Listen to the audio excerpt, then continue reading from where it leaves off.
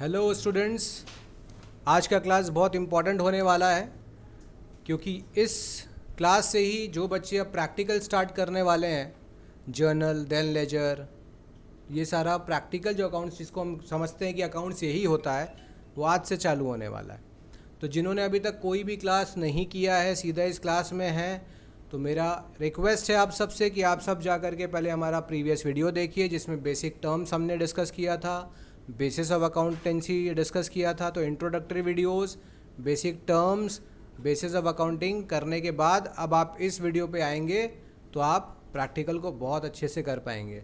जो बच्चे ऑलरेडी 11 कर चुके हैं, 12 या फर्स्ट ईयर में है, वो सीधा यहाँ से स्टार्ट कर सकते हैं। अगर उन्हें किसी टर्म में प्रॉब्लम इश्यूज़ है, बेसिक्स उनका गड़बड़ है, जो कि आम तौर पर पाया जाता है कि बच्चों का है, तो वो लोग क्या करेंगे, वो लोग पहले जाकर अपने उस बेसिक कॉन्सेप्ट्स को ठीक करेंगे। ठीक है, तो चलिए आज हम लोग स्टार्ट करेंगे एक टॉपिक जिसको करने के लिए और रिलेटेड टॉपिक्स हमें करना पड़ेगा। Topic will be journal. क्या? जर्नल। आईएससी के स्टूडेंट लोग के लिए ये चैप्टर 7 है आपके टीएस गरेवाल के बुक का। जो बाकी बोर्ड्स हैं वो इस टॉपिक के हिसाब से चलेंगे, चैप्टर के हिसाब से, कि चैप्टर का नाम क्या है, जर्नल। अब वो कोई भी नंबर चैप्टर हो सकता है कम। सो वेरी इंपॉर्टेंट क्लास, यहाँ फोकस कीजिए, आपको बहुत मज़ा आएगा। और जिन बच्चों का ऑलरेडी जो करके बैठे हैं और जो अकाउंट्स उनका वीक है, उनको बहुत अच्छा फील होगा। उनको बहुत अच्छा फील होगा ये सीख के कि यार ये सब चीज़ हमको पता होना चाहिए था। ठीक है, अकाउंट्स कितना सिंपल और ईजी हो जाएगा, ज़रा देखिएगा आप। जर्नल एंट्रीज़ करने से पहले हमें इसके बारे में और भी बहुत कुछ जानना होता है कि जर्नल एंट्रीज़ कैसे पास करते हैं। इसके लिए भी मुझे बहुत ज्ञान होना चाहिए। आज उस पर बात करेंगे। तो सबसे पहले मैं जर्नल को डिफ़ाइन कर दूं। जर्नल एंट्रीज़ में पहुंचेंगे आज नहीं, कुछ 1-2 क्लास के बाद, मे बी नेक्स्ट क्लास। अगर आज हम लोग अच्छे से लंबा सॉलिड क्लास किए तो अगले क्लास से जर्नल कर सकेंगे।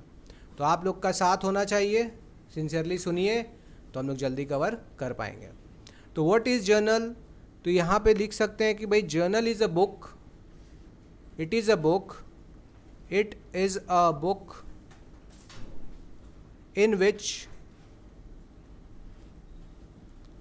financial transactions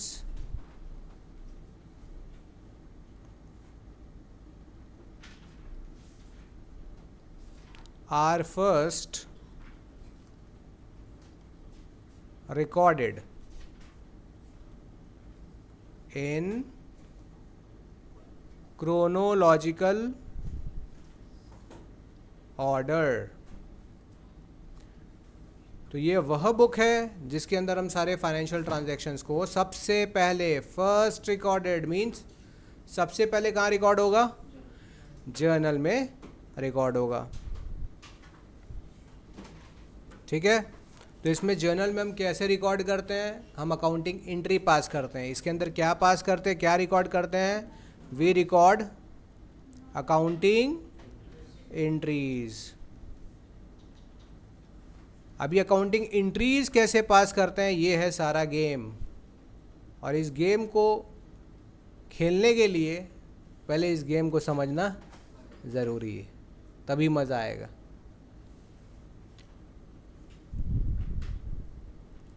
जर्नल के बाद बेटा क्या बनाते हैं, ये तो हम लोग जान चुके हैं, याद है, प्रोसेस में जाने थे। पहले जर्नल और उसके बाद क्या बनाते हैं, लेजर बनाते हैं। और लेजर के बाद क्या बनाते हैं बेटा, तो ये एक पैटर्न में ही चलना है, ये हमें सीखना होगा 1 बाय 1। पहले जर्नल, फिर लेजर, और फिर क्या सीखेंगे। तो अब ये 3 चैप्टर बैक टू बैक आने वाला है जो एक साथ अपने को सीखना पड़ेगा। अब हमने जाना कि हम अकाउंटिंग एंट्रीज पास करते हैं, तो अकाउंटिंग एंट्रीज के लिए मुझे एक टर्म समझना है, अकाउंट, जो मैंने बेसिक टर्म्स में समझाया था। क्या समझाया था? अगर मैं पूछूं कि बेटा व्हाट इज़ अकाउंट, एक क्वेश्चन की तरह ले लो, बताए थे ना, क्वेश्चन बना लो चीज़ों को, व्हाट इज़ अकाउंट, तो बेटा ये अकाउंट क्या होता है, कौन बताएगा? किसने देखा है वीडियो, नोट्स को पढ़ा है और समझा है, कौन बताएगा? नहीं, वो जर्नल है बेटा, जर्नल का डेफिनेशन नहीं चाहिए। What is account? क्या सिखाए थे? Account is a summarised, account is a summarized record of transactions of a particular nature or head at one place। ध्यान से बच्चों, ये ऐसा बेटा आइटम है जो कॉलेज के स्टूडेंट से भी पूछेंगे व्हाट इज़ अकाउंट, तो वो एक्सप्लेन नहीं कर पाते हैं व्हाट इज़ अकाउंट। बोला वही जो अकाउंट्स बनाते हैं ना, इसमें डेबिट क्रेडिट होता है सर, वही वही होता है अकाउंट्स। तो आप कैसे एक्सप्लेन करेंगे कि अकाउंट को? एक समराइज रिकॉर्ड, क्या है एक समराइज किसका? ट्रांजैक्शंस का। लेकिन इंपॉर्टेंट बात क्या ध्यान रखना, ये टर्म आपको याद रखना है, ऑफ अ पर्टिकुलर नेचर और हेड।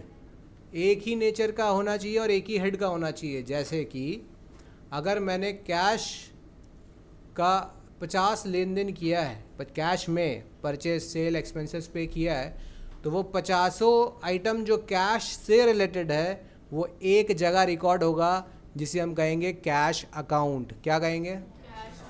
तो cash account will be a summarized record of cash transactions. आगे स्टोरी नहीं लगाना आपको। When we record all the cash transaction at a place, then it is known as cash account. तो बता सकते हैं कि बेटा परचेज अकाउंट में क्या होगा? What will be purchase account? Can you tell me? किससे रिलेटेड ट्रांजैक्शन रिकॉर्ड होगा? Transactions related to purchases will be recorded in purchase account. तो परचेज से जो भी अपना हिसाब किताब है, लेन देन है परचेज का जो भी है, वो सब कहाँ रिकॉर्ड करेंगे? परचेज अकाउंट में शो कर देंगे। तो अगर परचेज के बारे में कुछ भी जानना है, किस अकाउंट में देखना होगा? Purchase account. बात समझ रहे हो? समराइज हो रहा है कि नहीं हो रहा है? एक जगह पे सेट हो रहा है, नहीं हो रहा है सारा ट्रांजैक्शन? मुझे अगर देखना है कि सेल्स कितना हुआ है, तो कौन से अकाउंट से पता चलेगा? सेल्स अकाउंट से। चीज़ इजी हो गया। साल में मैंने 1000 सेल्स किया है, लेकिन मुझे सेल्स हर दिन तो कुछ अलग अलग किया होगा। तो मुझे अगर सेल्स के बारे में डिटेल्स चाहिए तो किस अकाउंट में जाके मिलेगा? सेल्स अकाउंट में जाके मिलेगा। This is account. क्लियर है? समझा पाओगे किसी को भी? फिर मैंने आपको बताया था कि बेटा जो भी अकाउंट होता है ना, उसका 2 साइड होता है। एक कौन सा साइड? डेबिट, और दूसरा साइड। तो ये मैं आपको रफ प्रोफॉर्मा बता देता हूँ एक बार। आपको टी फॉर्म में सीखना है, जब पूरा लेजर करेंगे तो आपको समझ में आना है। Date particular JF account, date particular JF account, ऐसा प्रोफॉर्मा होगा। अभी आप सिर्फ रफली समझिए कि इस साइड को कहते हैं डेबिट साइड, ये साइड होता है हमारा। और यहाँ पे डैश अकाउंट, डैश अकाउंट मतलब जो भी नाम होगा, कैश अकाउंट तो कैश अकाउंट, परचेज अकाउंट तो परचेज अकाउंट। मैंने ये करवा चुका है आपको। डेट पर्टिकुलर्स, एक छोटा और चीज़ बनता है यहाँ पे अकाउंट, जिसको बोलते हैं जेएफ, कॉलम बनता है, फिर रुपीज़, फिर से सेम चीज़ इधर रिपीट होता है, डेट पर्टिकुलर्स जेएफ रुपीज़, ये रिपीट होता है। अब जो भी नाम होगा लिख देंगे, कैश है तो कैश अकाउंट, परचेज है तो परचेज अकाउंट। ये डेबिट और क्रेडिट किसके लिए है बेटा? क्या सीखा था मैंने? ये डेबिट और क्रेडिट बेटा इसका है। किसका है? बहुत लोगों को लेजर रीडिंग करने नहीं आता है, वो लोग गलत ही रीड करते हैं। आप बस इतना समझ के फ़िलहाल रखिए कि जब भी कैश डेबिट होता है तो इस तरफ लिखना है, यहाँ आ जाना है, और क्रेडिट होगा तो कैश क्रेडिट हो रहा है तो यहाँ आ जाना है और इधर लिखना होगा। तो ये डेबिट और क्रेडिट किसका है? कैश अकाउंट डेबिट और क्रेडिट होगा तो इसको ऐसे समझना है। कैश डेबिट तो इधर आना है लेफ़्ट साइड में, कैश क्रेडिट तो आपके राइट साइड में। ये समझ में आया कि नहीं आया? अब जर्नल आगे समझने के लिए नेक्स्ट टॉपिक हमें क्या समझना पड़ेगा? Debit and, what is debit and credit बेटा? What is debit and credit.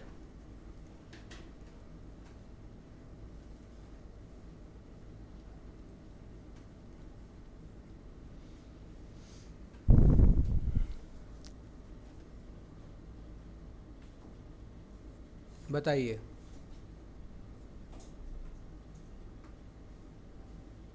बोलो बोलो। What is debit, what is credit? Come quickly. Sir, can I come in? Come. Good afternoon.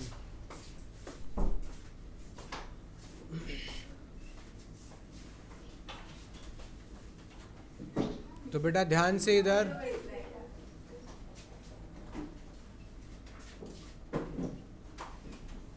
What is debit and?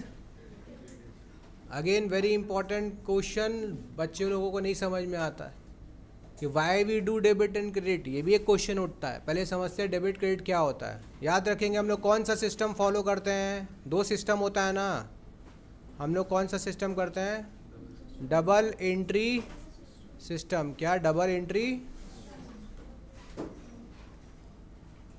Double entry system क्या कहता है कि every transaction, double entry system क्या कहता है, इधर सब फोकस कीजिए, मिस नहीं होना चाहिए कुछ भी। डबल एंट्री सिस्टम ये कहता है कि बेटा दुनिया में कोई भी ट्रांजैक्शन हो, इस ट्रांजैक्शन के अंदर कितना एस्पेक्ट होगा? दो एस्पेक्ट होगा बेटा। कितना एस्पेक्ट? तो मैं लिख देता हूँ एस्पेक्ट भी 2 बोल के। हर ट्रांजैक्शन के अंदर कम से कम कितना होना चाहिए? एट लीस्ट लिख देता हूँ। Is it clear? At least कितना एस्पेक्ट होता है? दो एस्पेक्ट होता है। और इसी दो एस्पेक्ट में एक को अपने करते हैं डेबिट और दूसरे को अपने कहते हैं क्रेडिट। समझ में आया? अब दो एस्पेक्ट होगा। क्यों दो एस्पेक्ट होगा? ये कौन से कॉन्सेप्ट से आ रहा है बेटा? याद रखिए कौन सा कॉन्सेप्ट बताए थे? Dual aspect concept.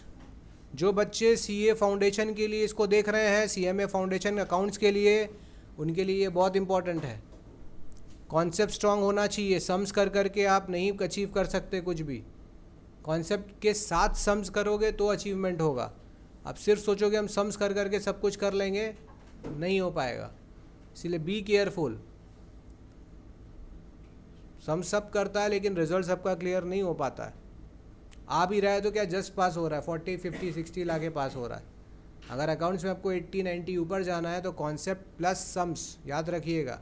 पढ़ाई करने का सीधा सा नियम, कॉन्सेप्ट के बिना नहीं चलेगा। कॉन्सेप्ट भी होना चाहिए और सम्स भी आपको प्रैक्टिस करना पड़ेगा, तो आप अच्छा स्कोर कर पाओगे। समझ में आ रहा है? डेबिट क्रेडिट समझा दोगे क्या किसी को भी? क्या होता है बेटा डेबिट क्रेडिट? कैसे बोलोगे कि सर अकाउंट्स में एक सिस्टम होता है डबल एंट्री सिस्टम, और डुअल एस्पेक्ट ये कहता है कि कोई भी ट्रांजैक्शन हो उसमें कम से कम कितना एस्पेक्ट होता है? दो एस्पेक्ट होता है। एक एस्पेक्ट को हमें क्या करना पड़ता है? डेबिट, और दूसरे को क्या करना पड़ता है? क्रेडिट। अब डेबिट वर्ड का सिंपल सा टर्म क्या होता है? डेबिट के लिए आमतौर पे डेबिट डेप्टम वर्ड से आया है। डेप्टम वर्ड का मतलब होता है रिसीवर ऑफ बेनिफिट। क्या? And credit is giver of benefit. लेकिन यहाँ पर डेबिट और क्रेडिट का अलग अलग बात है, उसके अंदर अलग अलग चीज़ों को समझना पड़ेगा डेबिट होने के लिए। कि सिर्फ रिसीवर डेबिट नहीं होता, और भी चीज़ों को डेबिट किया जा सकता है। या हम ये कह सकते हैं इनकमिंग एस्पेक्ट। क्या कहते हैं? Incoming aspect. रिसीवर, इसको अपन कहते हैं गिवर। ठीक है? या आउटगोइंग एस्पेक्ट। फिलहाल के लिए ये चीज़ क्लियर है? समझ में आ रहा है? आगे बढ़े। अगर अपने किसी अकाउंट के डेबिट साइड में कुछ लिख दें, अगर मान लीजिए मैं इस अकाउंट के, कैश अकाउंट के डेबिट साइड में कुछ लिख रहा हूँ, यहाँ लिख रहा हूँ, तो हम ये कहते हैं कि ये वाला आइटम इज़ डेबिटेड। ठीक? तो किसी भी लेजर का लेफ्ट पार्ट को कहते हैं डेबिट, लेजर के राइट पार्ट को क्या कहते हैं क्रेडिट। जो आइटम मैं यहाँ लिख रहा हूँ उसको मैं कहते हैं कि हमने इसको क्या किया है debited, this item is debited. और क्रेडिट में अगर कुछ लिखा है यहाँ पे तो दिस आइटम इज क्रेडिटेड। लेकिन इसका मतलब ये नहीं होता है बेटा कि ये क्रेडिट है, याद रखिएगा, सब उल्टा समझ के बैठता है लेजर को। क्रेडिट साइड में ये जो आइटम लिखा है मैं ये कह रहा हूँ कि this item is credited to cash account. किस अकाउंट में क्रेडिट हुआ है? तो ये जो क्रेडिट बेटा ये इसका है कि कैश का है? कैश का है, कैश का है बेटा, कैश का है। 12th जो बच्चे देख रहे हैं, कॉलेज में जो बच्चे पढ़ रहे हैं उनको नहीं पता होता, ये बहुत बड़ा ब्लंडर करके बैठते हैं वो। मैं फिर से कह रहा हूँ जो बच्चे ऑनलाइन देख रहे हैं इस चीज़ को एक बार और से ध्यान से देखिए कि किसी के अकाउंट के ऊपर अगर डेबिट लिखा हुआ है तो ये डेबिट उस अकाउंट का डेबिट है, कैश डेबिट है। यहाँ पे डेबिट कैश हो रहा है, भले ही मैंने डेबिट साइड में यहाँ कुछ भी लिखा हो। मान लीजिए मैंने लिखा है cash account debit to sales लिखा है सपोज कीजिए, तो बेटा ये सेल्स डेबिट साइड में लिखा है, this sales is debited to cash account. इसका मतलब सेल्स डेबिट नहीं हो रहा है, कैश डेबिट हो रहा है। Sales is debited to cash account का मतलब होता है it is recorded on the debit side of cash account. Cash account के डेबिट साइड में रिकॉर्ड किया जा रहा है सेल्स को। I hope this is clear, ठीक है। तो क्या सेल्स डेबिट नहीं है, क्या डेबिट है? कैश डेबिट है। और टर्म हम यूज़ करते हैं कि sales is debited. Debited word का मतलब क्लियर हुआ? डेबिटेड वर्ड का मतलब कैश अकाउंट के डेबिट साइड में लिखना। इस आइटम को हमने डेबिट किया है कैश के डेबिट साइड में लिखकर, ठीक। क्या यहाँ तक क्लियर हो गया? समझ में आया? When item is posted to the debit side we say it is debited, the item is debited not cash debited. आपको लग रहा होगा सर इतना फोर्स क्यों कर रहे हैं इस चीज़ में। जो बेटा पढ़ चुके हैं ना उसको ये बात समझ में आएगा कि वो क्या समझ कर बैठे थे। जो न्यू स्टूडेंट है फर्स्ट टाइम करेंगे उनके लिए तो बिल्कुल ये नया है कि ठीक है सर समझ गए, कैश डेबिट हो रहा है सर, कैश क्रेडिट हो रहा है। ये डेबिट किसके लिए है? कैश के लिए। तो तुम बोलोगे सर हम समझ गए इस बात को कि आप जो बोलना चाह रहे हैं क्या है वो, ये जो मैंने यहाँ पे इसको मैं फिर हटाता हूँ ताकि एरो से आपको वापस समझा सकूँ कि क्या हो रहा है। ये जो डेबिट है बेटा क्या डेबिट हो रहा है? कैश। क्रेडिट क्या हो रहा है बेटा? कैश, ठीक है। तो when we say debited to it means we are recording और posting on the debit side of cash account, debit side of. तो बताइए यहाँ पे सेल्स डेबिटेड हो रहा है ना, लेकिन एक्चुअल में डेबिट क्या है? Cash account. क्या डेबिट है? तो अकाउंट के ऊपर लिखा हुआ डेबिट और क्रेडिट इस अकाउंट को सिग्निफाई करता है, इसका डेबिट ये क्रेडिट, ठीक। यहाँ तक क्लियर हो गया? हेलो,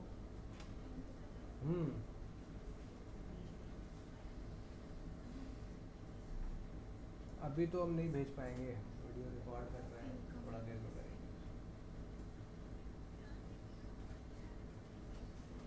किसका? हाँ तो वो आराम से, वो बात की बात है, अभी करने से तो होगा नहीं, अभी जो काम है वो करो। हाँ पता नहीं मुझे कौन सा करना है। हाँ हम करते हैं, ठीक।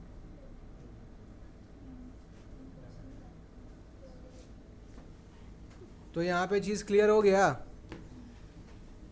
डेबिट क्रेडिट समझा देंगे किसी को भी आप कि डेबिट क्रेडिट क्या होता है। तुम सिर्फ इतना भी बोल दोगे सर हर ट्रांजैक्शन का दो एस्पेक्ट होता है, एक को हम लोग करते हैं डेबिट और एक को हम लोग करते हैं। यहाँ पे भी आप रुक जाएंगे तो कोई प्रॉब्लम, ये इनकमिंग रिसीवर, आउटगोइंग गिवर, इस पे आपको अभी जाने की ज़रूरत नहीं है, आप फ़िलहाल इतना में भी रुक सकते हैं, ठीक है।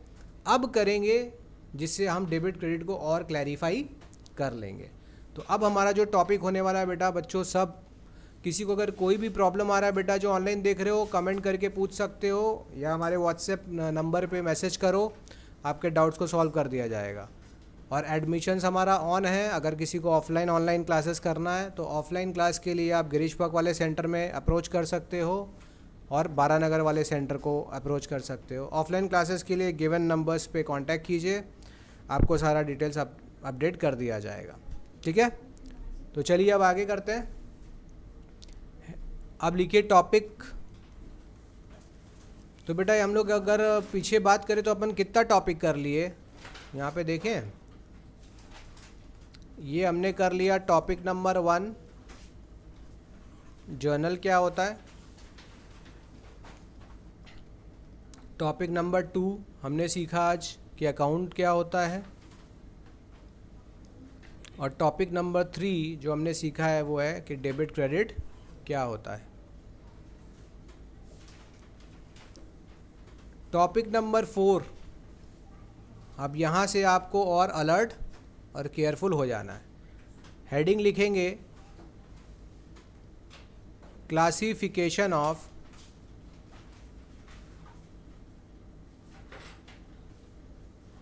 अकाउंट्स।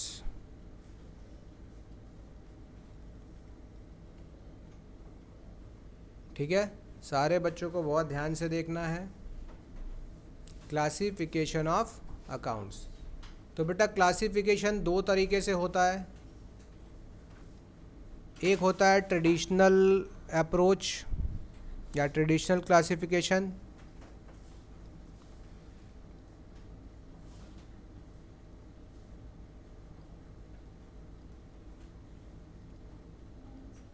और दूसरा होगा मॉडर्न क्लासिफिकेशन।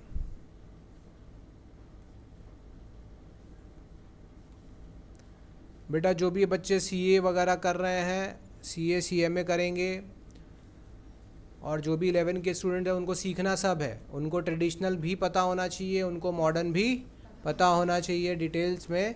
लेकिन हम आगे चलकर सीनियर क्लासेस में कौन सा अप्रोच यूज़ करेंगे, कौन सा क्लासिफिकेशन एंड रूल्स यूज़ करेंगे, तो ये अभी से अपने को दिमाग में सेट करना है कि आगे चलकर हायर लेवल पे हम ट्रेडिशनल को कम और मॉडर्न को बहुत ज़्यादा यूज़ करते हैं। तो हम लोग अब एक एक करके समझते हैं कि ट्रेडिशनल क्लासिफिकेशन में क्या होता है। करें? तो चलिए, ट्रेडिशनल क्लासिफिकेशन में फिर से हेडिंग लिखेंगे अकाउंट, कि अकाउंट्स को अपन कितने पार्ट में डिवाइड करते हैं।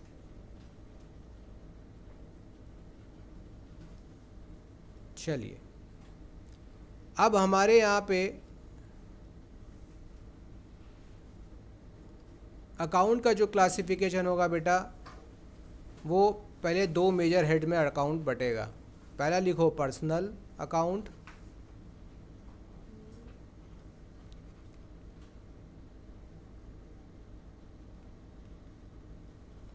Impersonal account.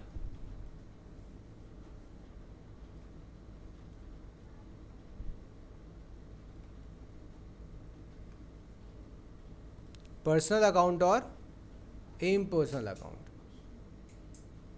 Again personal account को फिर से क्लासीफाई करेंगे अपने, which will be into real account and nominal account.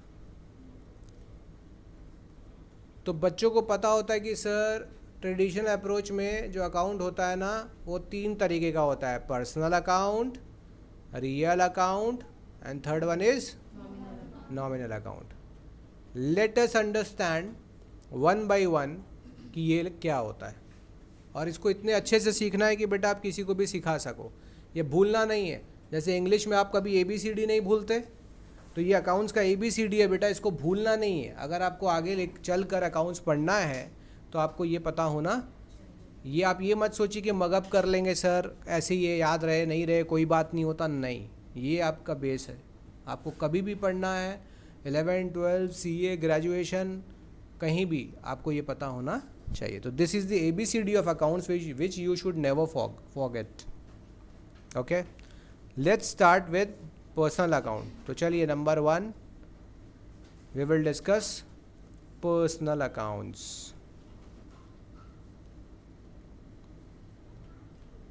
Personal accounts. तो देखो पर्सनल अकाउंट क्या होता है। अब बच्चे बहुत सारे बोले सर जो अपना है, अपना अकाउंट, मेरा बैंक अकाउंट मेरा पर्सनल है तो वो मेरा पर्सनल अकाउंट है।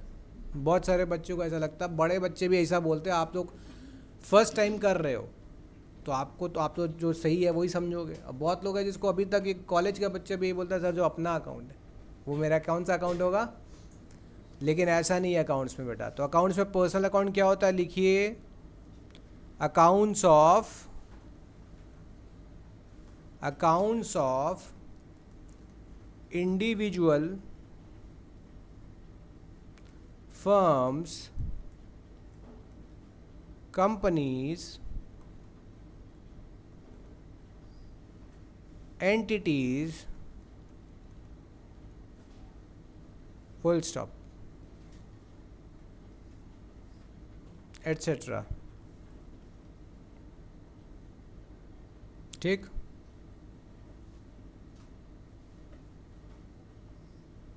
यहाँ तक क्लियर है। इसको और सिंप्लीफाई करने के लिए अब अपने सिंपल भाषा में आते हैं। पर्सनल अकाउंट मतलब भैया किसी का भी नाम से रिलेटेड कोई अकाउंट दिखे, नाम जिसको नज़र आए सम्स में, क्वेश्चन में नाम, तो वो कौन सा अकाउंट बन जाएगा। तो बेटा नाम, नेम। अब ये नेम किस किस का हो सकता है, पहले इंडिविजुअल का। इंडिविजुअल तो राम श्याम अकाउंट, तो मैंने श्याम से ख़रीदा, राम को बेचा, तो यहाँ पे राम और श्याम कौन सा अकाउंट बनने वाला है, क्योंकि नेम है ना। फिर दूसरा किसका है, बिजनेस का नाम, इंस्टीट्यूशन का नाम, जैसे टाटा। आपके स्कूल का नाम सृजन विद्यालय, पूर्वांचल विद्या मंदिर, ठीक। Mahadevi Birla, Maheshwari girls,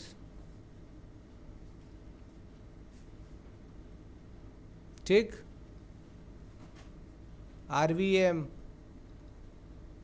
etcetera etcetera. School के अलावा भी जो बैंक्स का नाम है उसको भी हम यहाँ पर ले सकते हैं, कोई प्रॉब्लम नहीं है। इसके बाद कंपनी का नाम भी तो हो सकता है, जैसे टाटा एंड कंपनी। यहाँ पे टाटा क्या था, कंपनी का नाम था। रिलायंस, इन्फोसिस, ठीक है। अपने क्लास का नाम, सब क्या होने वाला है, पर्सनल अकाउंट्स ही होने वाला है। आई बात समझ में, क्लियर है ना बेटा यहाँ तक। अब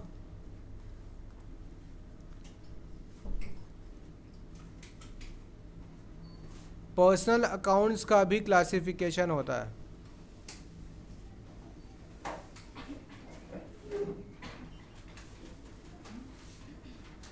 क्लासिफिकेशन ऑफ पर्सनल अकाउंट। तो पर्सनल अकाउंट का भी क्लासिफिकेशन होता है। पहला लिखो नेचुरल पर्सनल अकाउंट,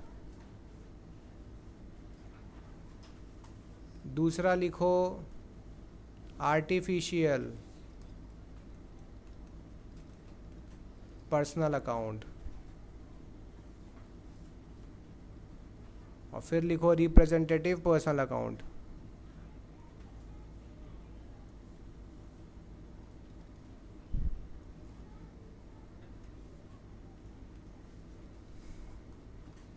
ठीक है। अब बेटा ये आर्टिफिशियल पर्सनल अकाउंट क्या हुआ, नेचुरल क्या हुआ। नेचुरल बेटा वो पर्सनल अकाउंट है, मतलब नाम जिसमें है जान, जान भी है और नाम है, तो क्या बनेगा नेचुरल। जैसे कि अभी अपने पढ़े थे राम अकाउंट, है ना, राम श्याम और रहीम और जॉन अकाउंट, ठीक है, मंजीत अकाउंट, सबका नाम लो। फिर कोई बोलेगा अरे सर आधा का लिए आप खाली, अपने लिए सब बराबर है, सभी मानव है। जाति धर्म से अपना कोई नाता नहीं है बेटा, अपने लव पीस हैप्पीनेस को फॉलो करने वाले, अपना कोई लेना देना नहीं किसी जाति किसी धर्म से। सब मानव है, एक दूसरे से प्यार करो, एक दूसरे के साथ दो और साथ आगे बढ़ेंगे। ओके। फिर बेटा क्या, आर्टिफिशियल पर्सनल अकाउंट। नाम से समझ रहे होगे आर्टिफिशियल मतलब नाम तो है लेकिन जान।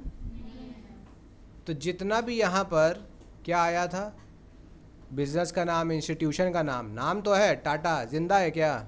रिलायंस जिंदा है? नहीं ना, नाम है ना। तुम लोग का स्कूल्स नाम है, जिंदा है क्या? लेकिन नाम तो है। तो कौन सा पर्सन बनेगा? आर्टिफिशियल पर्सन बनेगा। आया बात समझ में? Then we have representative personal account. Representative माने जो किसी पर्सन को या इंस्टीट्यूशन को रिप्रेजेंट कर रहा है। बात समझ में आ रहा है? ठीक। इसके अंदर एक अच्छा एग्जांपल क्या क्या ले सकते हैं बेटा? मैं बोल रहा हूँ कैपिटल। कैपिटल किसको इंडिकेट कर रहा है? ओनर को। तो क्या बनेगा? रिप्रेजेंटेटिव। ड्राइंग्स क्या होता है बेटा? तो वो भी कौन किसको इंडिकेट कर रहा है? ड्राइंग्स कौन करता है? ओनर। नाम होगा, रिप्रेजेंट कर रहा है, रिप्रेजेंटेटिव पर्सनल अकाउंट। इसके बाद एक टर्म सीखे थे हम लोग, outstanding. Outstanding expenses. Outstanding word का मतलब क्या सीखे थे आप? देना बाकी है, खर्च देना बाकी है। तो किसी को तो देना बाकी है। खर्च किसको देंगे? किसी आदमी को देंगे, किसी इंस्टीट्यूट को देंगे। तो ये भी क्या किसको डिनोट कर रहा है? रिप्रेजेंट कर रहा है ना पर्सन को। तो ये भी क्या बनेगा? रिप्रेजेंटेटिव। तो कैसे समझेंगे रिप्रेजेंटेटिव है? तो याद रखिए, इसको समझने का एक ट्रिक है। किसी भी एक्सपेंसेस या रेवेन्यू के पहले कुछ प्रीफिक्स लग जाए, जैसे कि आउटस्टैंडिंग, प्रीपेड। रेवेन्यू के आगे क्या लग जाता है बेटा? अक्रूड। क्या सीखे थे? अक्रूड। कमा लिए हैं लेकिन मिला? Pre received. लग रहा है ना? किसी भी खर्चे और रेवेन्यू के आगे पहले प्रीफिक्स में अगर कोई आइटम लग जाए, जैसे कि आउटस्टैंडिंग, प्रीपेड वर्ड लग जाए, यूज़ हो रहा है, तो ये सब एक्सपेंस और रेवेन्यू कौन सा अकाउंट बनेगा? पर्सनल। और कौन सा पर्सनल बेटा? रिप्रेजेंटेटिव पर्सनल अकाउंट बन जाएगा। ये आप ऐसा शॉर्टकट याद कर सकते हो। क्या? किसी भी खर्चे और रेवेन्यू के पहले प्रीफिक्स जुड़ जाए कुछ, जैसे कि आउटस्टैंडिंग, प्रीपेड, अक्रूड और प्री रिसीव्ड या एडवांस। प्री रिसीव्ड की जगह क्या लिख सकते हैं? तो ये खर्चा और रेवेन्यू क्या बन जाएगा? पर्सनल अकाउंट बन जाएगा। ठीक। क्योंकि ये सब किसी को रिप्रेजेंट कर रहा है। क्या कर रहा है? अपने किसी को देंगे या किसी से लेंगे। Is it clear? बेटा पता था पर्सनल अकाउंट का क्लासिफिकेशन? अभी समझे कि पर्सनल अकाउंट भी कितने टाइप का होता है? 3 टाइप का होता है। 1 is natural, second is artificial, third is. तो ये डेप्थ में आपको नॉलेज हो गया। एग्ज़ाम में आपको इतना ऑप्शन नहीं देगा। एग्ज़ाम में बोलेगा पर्सनल है, रियल है के नॉमिनल है। बस इसी से काम कर लेना है आपको। आगे बढ़े।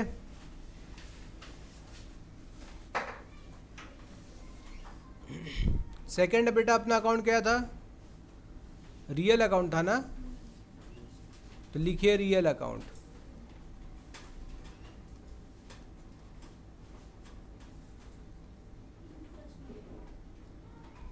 तो इन पर्सन में पहला क्या था बेटा? रियल अकाउंट था ना?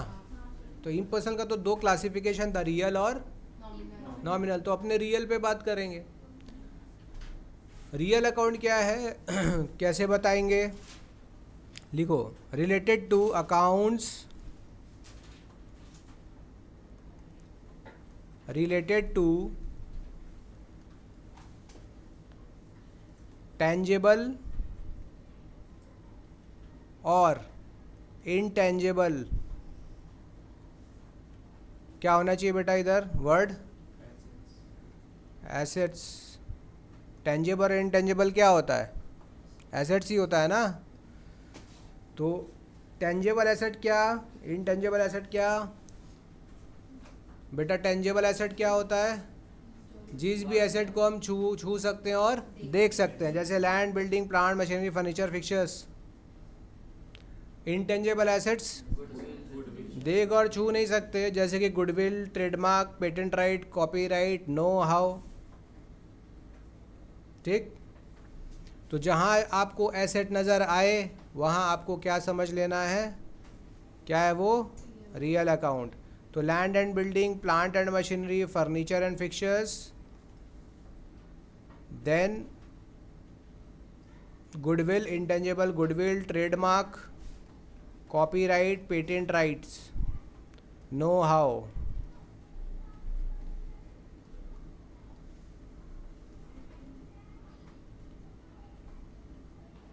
और एक सबसे अच्छा एसेट, इससे बढ़िया कुछ नहीं होता, कैश इन हैंड। बिजनेस के पास जो कैश पड़ा है वो भी क्या होता है बेटा? एसेट ही होता है।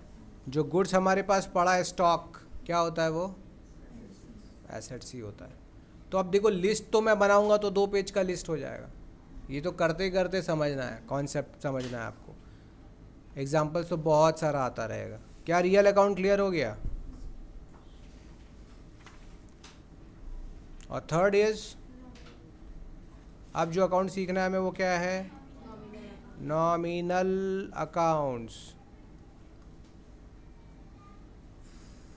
ब्रैकेट में याद रखने के लिख लीजिए कि जितना भी रेवेन्यूज़ होता है ना एंड एक्सपेंसेस होता है, वो अकाउंट किस में आता है? नॉमिनल। तो नॉमिनल अकाउंट किससे रिलेटेड होता है? सारे रेवेन्यू से और एक्सपेंसेस से। सारे खर्च और एक्सपेंसेस का अकाउंट क्या बनेगा? और याद रखेंगे, नॉमिनल अकाउंट के ही डिफरेंस को प्रॉफिट बोलते हैं। Revenue minus expenses profit. अरे भाई, घर पे जाके थोड़ा पढ़िए, थोड़ा नोट्स रेडी कीजिए। जिसको टॉपर बनना है उसको पढ़ना पड़ेगा। तो इससे खेल इसको मत समझिए, मज़े से पढ़िए। पहला बात देखो, बच्चे को टफ लगता है वो नहीं पढ़ता। आई डू अंडरस्टैंड, जब हमारा कॉन्सेप्ट क्लियर नहीं होता तो पढ़ाई से मेरे को नफरत सा होने लग जाता है। ये सब बच्चे रिलेट कर पाएंगे। सर समझ में नहीं आएगा तो मेरे को मज़ा ही नहीं आ रहा पढ़ने में, हम कैसे पढ़ लें बुक खोल के? I am not at all interested in studying. वो ज़बरदस्ती पढ़ रहा है खाली एग्ज़ाम पास करने के लिए, दुनिया को दिखाने के लिए। लेकिन जब समझ में आने लगता है तो मज़ा आने लगता है। ठीक है। और जिनको इसके बाद भी नहीं आ रहा है वो पढ़ाई वढ़ाई छोड़ दे, तो पढ़ाई उनके लिए नहीं है। उसको बाकी जो करना है, वो क्रिकेट खेले, डांस करे, गाना गाए, रील्स बनाए, नो प्रॉब्लम। लेकिन जिसको पढ़ना है, जिसको समझना अगर दिक्कत है तो आप हमारे से जुड़िए, तो ये प्रॉब्लम आपका सॉल्व हो जाएगा। इंटरेस्ट मैं जनरेट करवा दूंगा, कॉन्सेप्ट समझा के, तो मज़ा आने लगता है पढ़ने में। समझ रहे हो बेटा? रेवेन्यू और एक्सपेंस से रिलेटेड इस अकाउंट को हम क्या कहते हैं? Nominal account. और याद रखिएगा कि जो प्रॉफिट होता है उसका फॉर्मूला क्या होता है? Revenue minus expenses. किसी को याद है? नहीं है याद? रेवेन्यू में से एक्सपेंस माइनस कर देंगे तो क्या निकल के आ जाएगा? और ये प्रॉफिट किसको मिलता है बेटा? तो इसी को हम कैपिटल में क्या कर देते हैं? ऐड कर देते हैं। ये साइड का चीज़ ध्यान रखिएगा। प्रॉफिट भी किसको मिलेगा? तो ओनर क्या इन्वेस्ट करके रखा था? और कैपिटल में इसीलिए ऐड कर देते हैं। तो जैसे जैसे हम आगे बढ़ते जाएंगे आप लोग को मज़ा आते जाएगा कि कैपिटल ऐड करते हैं जब प्रॉफिट।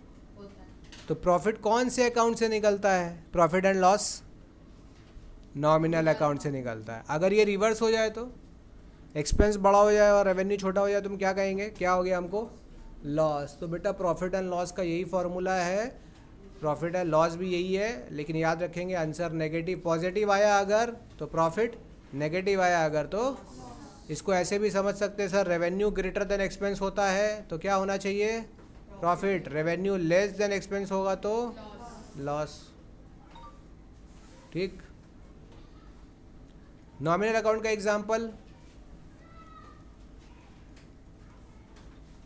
एग्जाम्पल बताइए। Very good. Purchase account, sales account, rent account, wages account, salary account, commission paid account, commission received account, bad debt account, नुकसान हुआ ना, सारा लॉस भी क्या होता है, नॉमिनल अकाउंट होगा, and dot dot dot dot, जितना भी आप एक्सपेंस और रेवेन्यू का लिस्ट जानते हो, आइटम पढ़ोगे, वो सब क्या बन जाएगा हमारा, क्या बनेगा बेटा, नॉमिनल। तो खर्चा और रेवेन्यू का भी लिस्ट बहुत लंबा होता है, समझ में आ रहा है। तो कितना मैं लिखवाऊँ, मैंने आपको यहाँ पे एक आइडिया दे दिया कि बेटा ये होता है, ठीक। कोई शक यहाँ तक, एनी डाउट बेटा? आयुष क्लियर है? जहाँ डाउट होगा आप लोग पूछ लीजिए। डन? कोई ऐसा बच्चा जिसको यहाँ पे अभी तक क्लियर नहीं हुआ ये चीज़, अभी तक जो हमने पढ़ा? तो हम क्या करें, चीज़ों को समराइज़ करें बेटा। क्या समराइज़ कर रहे हैं कि अकाउंट्स का दो तरीके से क्लासिफिकेशन है, एक ट्रेडिशनल में और एक मॉडर्न में। ट्रेडिशनल में अकाउंट होता है पर्सनल, रियल, नॉमिनल, मतलब पर्सनल, इम्पर्सनल, फिर इम्पर्सनल में रियल और, तो एक्चुअल तो तीन ही हुआ, पर्सनल, रियल और, तो जो भी ट्रांजैक्शन होगा उसमें जितना भी एस्पेक्ट आएगा या तो वो पर्सनल होगा या रियल होगा या, बात समझ में आ रहा है? कैसे कनेक्ट कर पा रहे हैं सर? पहला काम है कि हर ट्रांजैक्शन में कितना एस्पेक्ट निकलेगा, कम से कम दो एस्पेक्ट निकलेगा। उस दो एस्पेक्ट में जो भी दो एस्पेक्ट है वो या तो पर्सनल होगा या रियल होगा या, क्लासीफाई करते हैं तो रिकॉर्डिंग इजी हो जाता है। चीज़ों को क्लासीफाई कर देने से क्या होता है, रिकॉर्ड करना, रूल लगाना आसान हो जाता है। नहीं तो आप मान लो कि 1,00,000 ट्रांजैक्शन तो 2,00,000 एस्पेक्ट, उसमें कुछ एस्पेक्ट रिपीट हुआ, हज़ारों लाखों खर्चा आइटम आएगा, तो क्या हर के ऊपर अलग अलग लगाएंगे? नहीं ना। तो सारे खर्चे और एक्सपेंस को एक जगह डाला, उस अकाउंट का नाम क्या है, नॉमिनल। खर्चे एक्सपेंस को कहाँ डालते हैं, नॉमिनल अकाउंट। सारा संपत्ति एसेट्स का कौन सा अकाउंट बनेगा, रियल बनेगा। और जो नाम से रिलेटेड अकाउंट होगा वो क्या बनेगा। तो ये क्लासिफिकेशन समझ पा रहे हो क्यों ज़रूरी होता है? Why do we classify? It makes things simple and easy and we can apply the rules very easily. Concept हमारा क्लियर हो जाएगा, ठीक है। अब आपका पहला जो यहाँ पे क्वेश्चंस पूछेगा उसमें क्या है बेटा, बोलेगा क्लासीफाई करके दिखाओ। तो अब आपके एग्ज़ाम में क्वेश्चंस क्या पूछ सकता है, क्लासिफिकेशन ऑफ अकाउंट। तो लिखा रहेगा क्लासीफाई द फॉलोइंग, लिखो क्लासीफाई द फॉलोइंग अकाउंट्स। किस में डालना है बेटा, पर्सनल में, रियल में, और कौन सा है वो आप बताओगे, पर्सनल है कि रियल है कि। तो आपको हो सकता है एग्जाम में दिया होगा ट्रेडिशनल अप्रोच में बताओ, तो तुमको नहीं लिख रहा है कि पर्सनल, रियल, नॉमिनल बताओ, तुमको क्या नाम दे दिया, ट्रेडिशनल अप्रोच। तो आपको खुद समझ जाना है कि ट्रेडिशनल अप्रोच मतलब पर्सनल, रियल, नॉमिनल में ही क्लासीफाई करना है। तो कोई भी ट्रांजैक्शन हो उसमें जो भी एस्पेक्ट आए वो या तो बनेगा पर्सनल या रियल या इन तीन अकाउंट से एक में क्लासीफाई करना पड़ेगा। Is it clear? तो shall we start practising? Now let's start. सबसे पहला अकाउंट लिखिए कैपिटल अकाउंट। क्या होगा वो अभी हम लोग डिस्कस करेंगे, 5-5 करके चलेंगे, ठीक है। फिर लिखिए ड्राइंग्स अकाउंट। नंबर 3 लिखिए cash account. Number 4 interest paid account.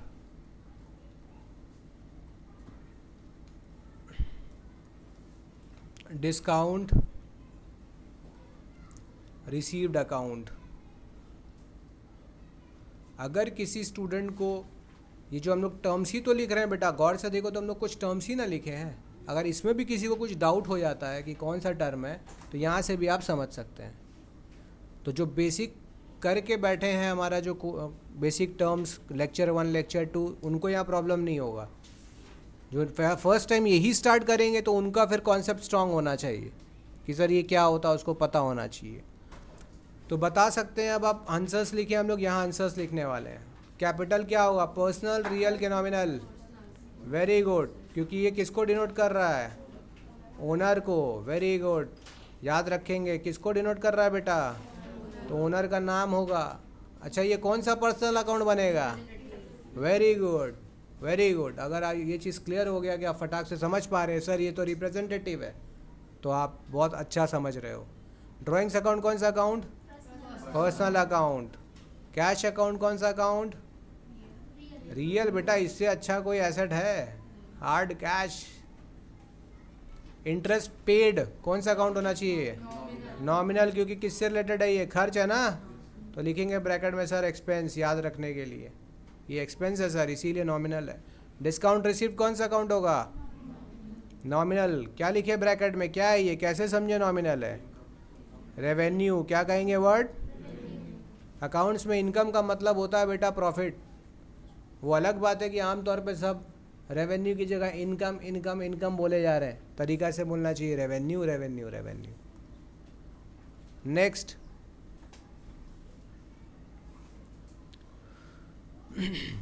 Discount receive तक हो गया। अब लिखेंगे बैंक अकाउंट, बैंक अकाउंट। फिर लिखेंगे bank overdraft account.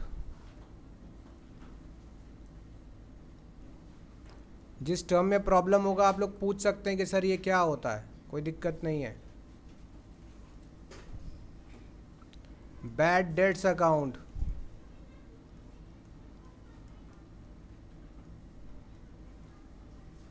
Outstanding salaries account.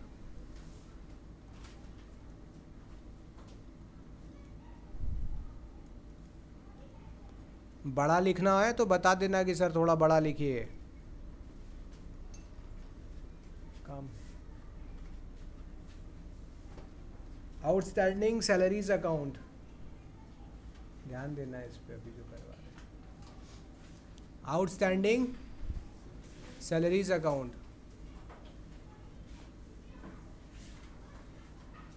Then prepaid rent account. Bottles नीचे रख दे, आराम से बैठ, बॉटल्स नीचे रख दो।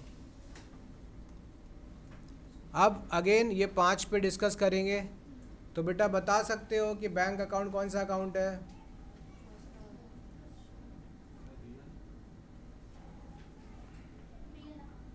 आप बताइए। बैंक अकाउंट कौन सा अकाउंट होता है, पर्सनल, रियल या नॉमिनल? 3 ऑप्शन है। बैंक अकाउंट कौन सा अकाउंट, पर्सनल, रियल और नॉमिनल। पर्सनल क्यों होगा, क्यों होगा पर्सनल? कौन सा पर्सनल अकाउंट है, आर्टिफिशियल पर्सनल अकाउंट है। अरे इसका नाम है, जान थोड़ी है बैंक में। अब बैंक का नाम तो होगा ना, समझ रहे हो। बैंक ओवरड्राफ्ट भी कौन सा अकाउंट बनेगा, बैड डेट कौन सा अकाउंट बनेगा, नॉमिनल। बैड डेट लॉस है, loss expense. Outstanding salary, outstanding लगा हुआ है सैलरी के आगे, क्या बनना चाहिए, पर्सनल। कौन सा पर्सनल, रिप्रेजेंटेटिव। सैलरी खर्चा, खर्चे के पहले लगा हुआ है आउटस्टैंडिंग, देना बाकी है। तो किसको देना बाकी है, किसी आदमी को देना बाकी है, किसी इंसान को देना बाकी है, तो रिप्रेजेंटेटिव पर्सनल। कौन सा पर्सनल, रिप्रेजेंटेटिव। क्या होता है बेटा, याद है, पता है रिप्रेजेंटेटिव पर्सनल अकाउंट क्या होता है, नहीं आइडिया है। प्रीपेड रेंट कौन सा अकाउंट होता है बेटा, अगेन ये भी क्या बनने वाला है, पर्सनल। रेंट के आगे क्या लगा है, पहले से ही दे दिए हैं, तो किसको दे दिए हैं, किसी पर्सन को ही दिए हैं। यहाँ हो गया 10, यहाँ और करेंगे अभी।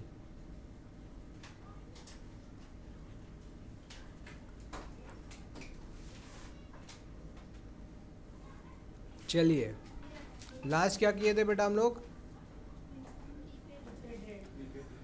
Prepaid rent. अब लिखिए परचेजेस अकाउंट, परचेजेस अकाउंट। फिर लिखिए सेल्स अकाउंट, फिर लिखिए carriage inward account,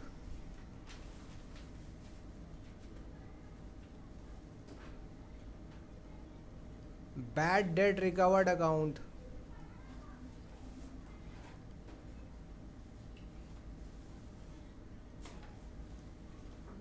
accrued interest,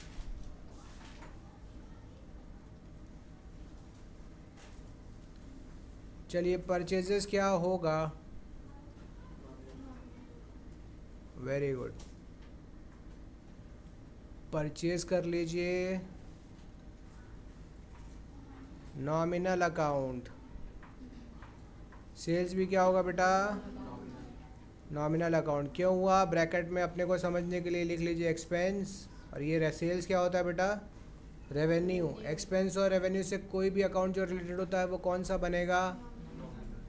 nominal बनेगा। कैरेज इनवर्ड, कैरेज भाड़ा, क्या बनेगा? ये भी नॉमिनल।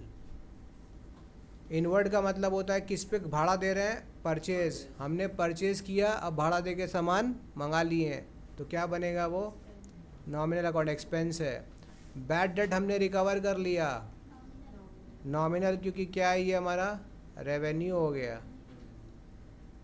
तो इसको लिखेंगे नॉमिनल अकाउंट। और ये हमारे लिए क्या, एक तरीके से जो पहले नुकसान हुआ था उस आदमी ने हमें पैसा दे दिया है। We have received the due amount from the person whom we have written off as bad debt। ठीक है। accrued interest, interest is earned but not received। interest के आगे क्या लग गया? कौन सा अकाउंट बनेगा?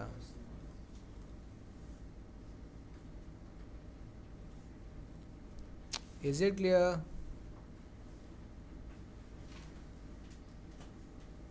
Then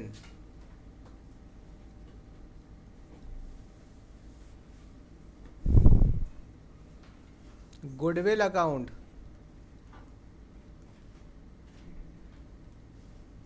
plant and machinery account,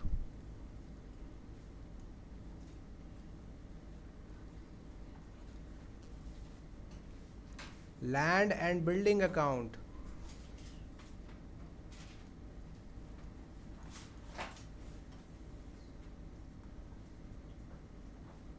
बस यहीं रुक जाते हैं। चलिए गुडविल अकाउंट कौन सा बनेगा? Real account. वेरी गुड, क्योंकि ये हमारे लिए एक तरीके से एसेट है। कौन सा एसेट है बेटा? इनटेंजिबल एसेट्स है ये बेटा, intangible asset.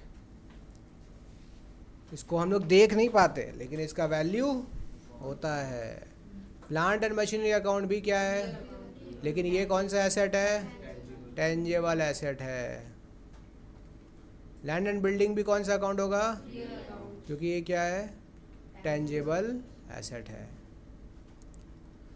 So what we have learn today, this class is very very important. जो आज आपने सीखा है वो आपके मॉडर्न तो नहीं, गोल्डन रूल के कॉन्सेप्ट को बड़ा स्ट्रॉन्ग बना देगा। और जहाँ भी आप डेबिट और क्रेडिट करते हो, नियम अभी हमारा सीखना बाकी है। और आप क्या कर सकते हो? जर्नल बना सकते हो। मतलब अब हम प्रैक्टिकल करने के लिए पहले मुझे क्लासिफिकेशन आना चाहिए। क्लासिफिकेशन के बाद हमारे को क्या आना चाहिए? रूल निकालना, लगाना आना चाहिए। और रूल के बाद रूल लगा के डेबिट क्रेडिट निकाल लेंगे, जर्नल में पहुंच जाएंगे। ठीक है। तो मैं 5 मिनट्स और लूँगा और मैं रूल लिखा के ही आज के क्लास को हम लोग ओवर करेंगे। और सारे बच्चे को ये रूल याद होना चाहिए। तो गोल्डन रूल भी अच्छे से आना चाहिए और मॉडर्न रूल भी अच्छे से। आज हमारा जो क्लास रहेगा वो ट्रेडिशनल अप्रोच के अंदर ही रहेगा। तो आज ख़त्म कर देते हैं, इसको और आगे एक्सटेंड करने की ज़रूरत नहीं है। ठीक है। सेंड कर दूंगा, वीडियो अपलोड कर दूंगा मैं, पूरा आपको देखना है, आप तो बहुत मिस किए हो। ये हर कॉमर्स के बच्चे को जो अकाउंट सीख रहा है, डेबिट क्रेडिट जर्नल वर्नल का बनाता है, उसको आना चाहिए। और जो फाउंडेशन दे रहे हैं बच्चे CA फाउंडेशन, उसके लिए तो ये बहुत इम्पोर्टेंट है। तो अब कौन सा नंबर टॉपिक था बेटा, ये बता सकते हो? अब अपन क्या करने वाले हैं? Topic, this is topic 5। And topic 5 क्या है? यहाँ मैं आपको सिखाऊंगा कि डेबिट क्रेडिट कैसे करते हैं, और उसमें हमने जो अभी ये रूल सीखा वो कैसे यूज़ होगा। तो ये आपको रूल याद रखना है, ठीक है? तो यहाँ पे क्वेश्चन है मेरा, क्वेश्चन के पॉइंट ऑफ व्यू से चलते हैं कि बेटा how to find debit and credit. बहुत सारे बच्चे बेटा डेबिट क्रेडिट प्रैक्टिस कर करके कर लेते हैं, हाफ रूल लगा के, 50% रूल, 100% रूल नहीं लगा रहे, आधा आधा रूल लगा रहे। एंड दे आर लाइक, अब मेरे पास बहुत सारे बच्चे आते हैं देश से कि सर आंसर आ रहा है ना, एंट्रीज तो मेरा सही बन रहा है, आधा ही रूल लगा मैं लगा के एंट्री सही बना रहा हूँ, तो प्रॉब्लम क्या है? तो अभी कोई प्रॉब्लम नहीं है, आगे प्रॉब्लम होगा। फिर यही बच्चे बोले सर मेरे तो CA नहीं हुआ, CA में नहीं हो रहा है, सब कुछ इतना टफ हो जा रहा है सर, अकाउंट समझ में नहीं आ रहा है, जर्नल इतना सारा बनाना पड़ता है। तो जो बेसिक लेवल पे चीज़ें, एवरीथिंग लुक्स इजी, ठीक है सर 50% रूल से मेरा काम चल रहा है। आप काम चलाओ पढ़ रहे हैं क्या? काम चलाने के लिए पढ़ाई हो रहा है क्या? नहीं ना। तो जो पढ़ना है कम्प्लीटली पढ़े, अच्छे से पढ़े। जिन बच्चों को अपना करियर पढ़कर बनाना है वो कोई कॉम्प्रोमाइज़ नहीं कर सकते, उनको काम नहीं चलाना चाहिए कि मार्क्स आना है सर बस मार्क्स के लिए पढ़ रहे हैं। नहीं नहीं नहीं, कॉन्सेप्ट आना चाहिए, मार्क्स अपने आप आ जाएगा। ठीक, कैसे हम डेबिट और क्रेडिट ढूंढते हैं किसी भी अकाउंट के अंदर, तो ध्यान से समझिएगा। Step number 1, find at least 2 aspects. कम से कम कितना एस्पेक्ट ढूंढना पड़ता है बेटा हमें? किस में से ढूंढते हैं एस्पेक्ट? ट्रांजैक्शंस में से। किससे? A transaction will be given, you have to find at least 2 aspect. 2 से ज़्यादा हो सकता है क्या? हो सकता है। 2 से कम हो सकता है क्या? नहीं होगा। 2 से ज़्यादा हो सकता है एस्पेक्ट, लेकिन 2 से कम। तो कहाँ लिखा है कि 2 एस्पेक्ट कम से कम होना चाहिए? डुअल एस्पेक्ट कॉन्सेप्ट में ये मेंशन किया हुआ है। Find at least 2 aspect. दूसरा, क्लासीफाई देम। क्या करिए? Classify them. देखिए अब आ गया ना क्लासीफाई देम। अभी हमने क्या सीखा है? क्लासीफाई करना सीखा है ना। तो समझ में आ रहा है क्लासिफिकेशन का इंपॉर्टेंस क्या है? सर अगर आपको डेबिट क्रेडिट ढूंढना है तो आपको क्लासीफाई तो हमको करना ही पड़ेगा। तो ये एक चेन की तरह है, बिना क्लासिफिकेशन के डेबिट क्रेडिट नहीं ढूंढ पाएंगे। और ढूंढना आ भी गया रफली तो आप हमेशा गड़बड़ करने का चांस आपका पूरा रहेगा, क्योंकि आपको आता जाता कुछ नहीं है, तुक्का मार के कर रहे हैं, कर करके याद कर लिए। ऐसा नहीं होना चाहिए। अब क्लासीफाई बेटा कैसे सीखे थे? 2 मेथड होता है ना। कौन सा अप्रोच? ट्रेडिशनल, और दूसरा क्या है? मॉडर्न। तो आज हमने क्या सीखा है बेटा? कौन सा अप्रोच? ट्रेडिशनल से सीखा है ना। ये जो पर्सनल रियल नॉमिनल है किस में आता है बेटा? ये ट्रेडिशनल में आता है। Step number 3, step number 3 is apply rule. Apply rule. जैसे ही रूल लगाएंगे डेबिट क्रेडिट आपको समझ में आ जाएगा। तो अब सवाल है कि सर ये रूल क्या है? बस ये रूल समझ के आज का क्लास अपने ओवर करेंगे, ये लेक्चर ख़त्म करेंगे। अप्लाई रूल, तो सर कौन सा रूल? तो बेटा पहला रूल जिसको हम कहेंगे गोल्डन रूल। क्या कहेंगे? गोल्डन रूल किसके अंदर आता है बेटा? किस अप्रोच के अंदर आता है? ट्रेडिशनल अप्रोच के अंदर कौन सा रूल है? गोल्डन रूल है। और दूसरा रूल बेटा क्या होता है? यही मॉडर्न रूल। कौन सा रूल? तो मॉडर्न रूल किस अप्रोच में आता है?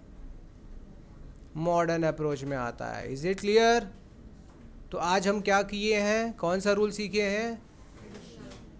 और क्लासिफिकेशन और रूल इसी में सीखना है अपने को, गोल्डन रूल सीखना है आज।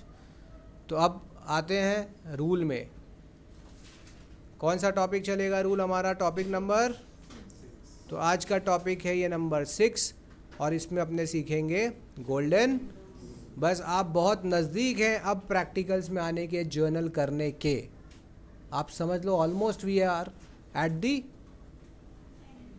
And of this topic and we can start journal practicals. तो बेटा टॉपिक क्या है हमारा, याद रखेंगे, गोल्डन रूल। तो गोल्डन रूल किस अप्रोच में आता है? ट्रेडिशनल, पुराना रूल है, पुराने नियम से चलते हैं इसमें। इसका दूसरा नाम क्या है? British rule. क्या है? It was given by Britishers, so we can say कि ब्रिटिश रूल भी है। Popularly it is known as golden rule. तो भाई आप कौन सा रूल लगाते हो, कोई पूछेगा तो आप बोल सकते हैं sir golden rule under traditional approach. तो गोल्डन रूल के अंदर में, गोल्डन रूल किस लिए लग रहा है, ये रूल क्यों सीख रहे हैं, क्या ढूंढने के लिए सीख रहे थे बेटा? फाइंडिंग डेबिट एंड, तो डेबिट क्रेडिट ढूंढने के लिए मुझे ये रूल सीखना है। तो मैं कैसे सीखूंगा? कितना अकाउंट था, जैसा अकाउंट वैसा रूल। तो पहला अकाउंट हमारा क्या था बेटा? Personal account. तो पर्सनल अकाउंट में रूल क्या है, कोई बताएगा? डेबिट और क्रेडिट का रूल क्या है? डेबिट किसको करेंगे और क्रेडिट किसको करेंगे? तो पर्सनल अकाउंट में याद रखेंगे debit the receiver and credit the giver. Debit the receiver, credit the, first bench में आ जाना, फर्स्ट में चला जा, थर्ड में चला जा, फोर्थ में। Debit the receiver, credit the, personal account किससे रिलेटेड होता है? याद रखने के लिए क्या ट्रिक है? पर्सनल अकाउंट किससे रिलेटेड होता है? इंसान से, आदमी से, नाम से, बिजनेस से। तो एक आदमी ज़्यादा से ज़्यादा क्या कर सकता है? या तो लेने वाला हो सकता है, लेने वाला को क्या कहते हैं इंग्लिश में? रिसीवर। लेने वाला इज, देने वाले को क्या कहते हैं? तो anybody who is the receiver of benefit और एनी कैश और गुड्स विल बी डेबिटेड। क्या हो जाएगा वो? और any one who is giving becomes, उसको करना है अपने को क्रेडिट। क्या पर्सनल अकाउंट क्लियर हो गया?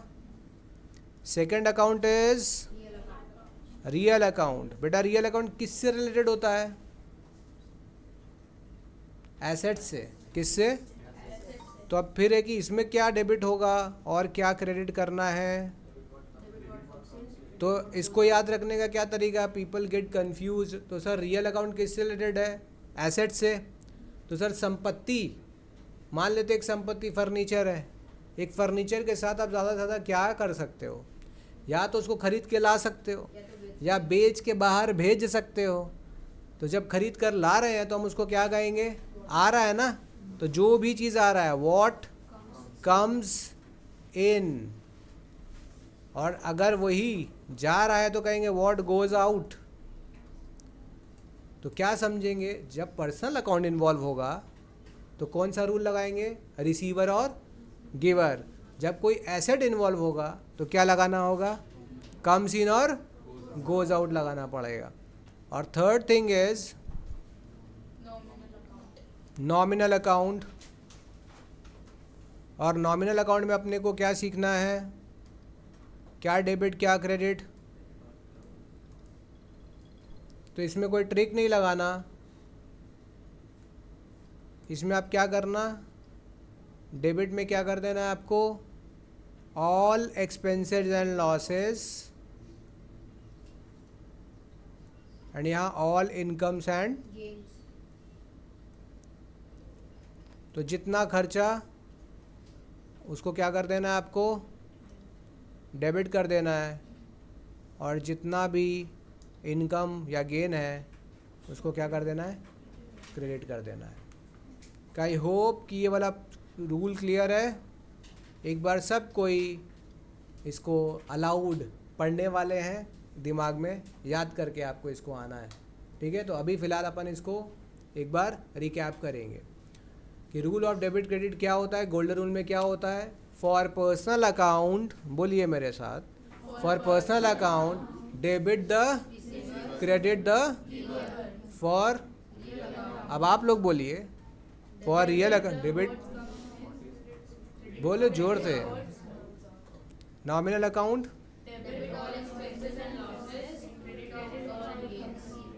तो ये चीज़ वापस हर कोई बोलेगा, फॉर से स्टार्ट करना है और एक साथ एक सुर में सब कोई बोलेंगे। क्या ऐसे बोलेंगे, लिखिए, बोलिए, स्टार्ट कीजिए, 1 2 3 start. For personal account, debit the receiver, credit the giver. For real account, debit what comes in, credit what goes out. For nominal account, debit all expenses and losses, credit all incomes and gains. Clear है, याद रहेगा, ये आपका homework है, यही rule आपको याद करके आना है। और क्लासिफिकेशन के लिए हम आपको ग्रुप में, व्हाट्सएप ग्रुप में होमवर्क सेंड कर देंगे, वो आप क्लासीफाई करके आओगे और इस रूल को आपको याद करके आना है। तो लेक्चर 1 हमारा समाप्त है। इसमें हमने क्या सीखा, गोल्डन रूल के बारे में, ट्रेडिशनल अप्रोच के बारे में सब कुछ समझ गया। नेक्स्ट वीडियो इसके अंदर होगा लेक्चर 2, जिसके अंदर हम लोग अपने मॉडर्न अप्रोच से क्लासीफाई करना सीखेंगे। Is it clear? जो बच्चे ऑनलाइन देख रहे हैं, अगर उनको भी होमवर्क और पीडीएफ फॉर्म में चाहिए हमारा नोट्स, तो आप हमें व्हाट्सएप कीजिए हमारे नंबर पे। और आई होप कि ये वीडियो आपको सबको अच्छा लगा होगा। अपने फ्रेंड्स के साथ इसको शेयर कीजिए, हमारे चैनल को सब्सक्राइब कीजिए। और ऑफलाइन क्लासेस के लिए आप कोलकाता में फ़ेस टू फेस क्लास के लिए एडमिशन ले सकते हैं। मिलते हैं नेक्स्ट वीडियो में, तब तक के लिए बाय, सी यू।